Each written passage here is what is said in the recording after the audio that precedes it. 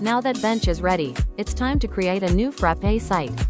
Here, we're using the command to create a site called frappe.3317.online. This name represents the subdomain or domain where our site will be accessible. When we run this command, Bench sets up a complete database, file structure, and configuration for this site. It will prompt you to set a MySQL root password and an admin password for accessing the Frappe desk, the web interface for managing your applications. This step essentially lays the foundation. Think of it as creating an empty container that's now ready to have apps installed, users added, and data managed. Once the site is created, you can link it to a live domain, start development, or move into production, depending on your use case. It's a crucial step in the Frappe ecosystem, and now, your journey officially begins.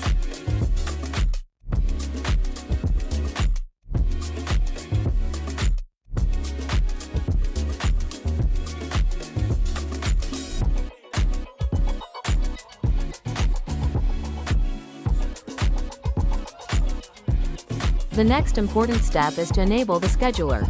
In Frappe, the scheduler is responsible for running all background jobs, like sending scheduled emails, clearing old logs, running automatic reports, and handling periodic tasks. By default, the scheduler is turned off when a new site is created. So, we need to manually enable it using a bench command. This ensures that all time-based and automated functions in your Frappe system work correctly and efficiently.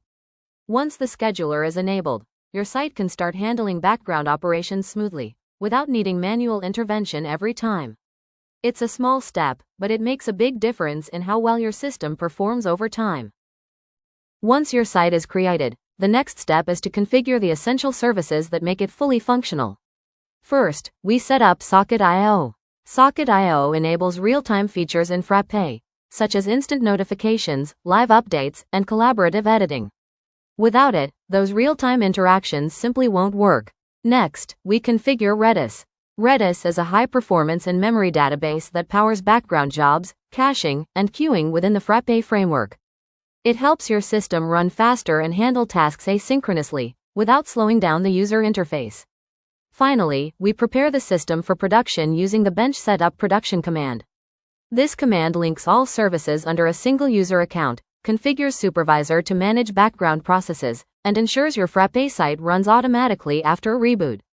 These steps are absolutely essential. Without them, your site might work in development mode, but it won't be reliable, scalable, or ready for real-world users. With these services properly set up, your Frappe installation is now production-ready and optimized for performance, stability, and security. Great! At this point, your Frappe site is up and running. Now, you can open your browser and log into your site using the domain or IP address you configured. Once you're in, you'll be guided through the Frappe Setup Wizard, where you'll provide basic information like company name, time zone, language preferences, and more.